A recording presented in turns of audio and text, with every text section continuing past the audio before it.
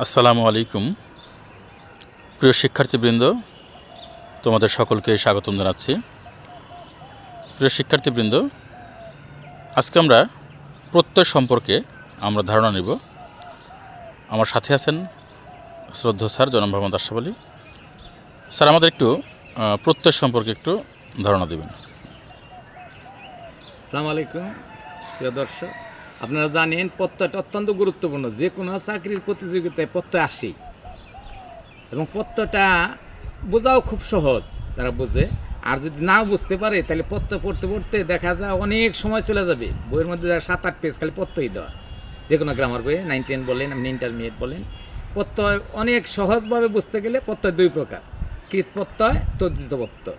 ধাতুযুগ প্রত্যয় হলো কৃত প্রত্যয়, এবং শব্দযুগ প্রত্যয় হলো তদ্ধিত প্রত্যয়। এখন আমি যদি ধাতুটা বুঝি তাহলে আমি পড়তে পারবো, এবং শব্দটা বুঝি। ধাতু কি? ক্রিয়ার মূলকে ধাতু বলে। সোজা হিসাব, ক্রিয়ার মূলকে ধাতু বলে। তাও যদি কোনো ছাত্র না বুঝে, তাহলে যে কোনো বর্ণ সমষ্টির সাথে তার পূর্বে তুই যোগ করলে, এটা দ্বারা যদি কোনো আদেশ বোঝায়, তাহলে সেটাই হলো ক্রিয়ার মূল বা ধাতু। এই ধাতু যোগ প্রত্যয় হলো কৃত প্রত্যয়, এবং শব্দ যোগ প্রত্যয় হলো তদ্ধিত প্রত্যয়। যেমন আমি ধরি, আমার মূল শব্দ লেখা আছে পড়ুয়া, এটা যদি আমি ভাঙাই তাহলে এইটা আসবে পর যোগ ওয়া, তুই পর, আদেশ হইল। তাহলে আদেশ হইলেই এটা হয়ে যাবে কৃত প্রত্যয়। আবার লিখছে বিজ্ঞানিক, বিজ্ঞান যোগ স্নিক, তুই বিজ্ঞান, আদেশ কি হয় না? আদেশ হয় না। আদেশ যদি না হয় তাহলে এটাই হবে তদ্ধিত প্রত্যয়। এইভাবে আমরা অতি সহজে প্রত্যয়টা ধরতে পারবো। Thank you.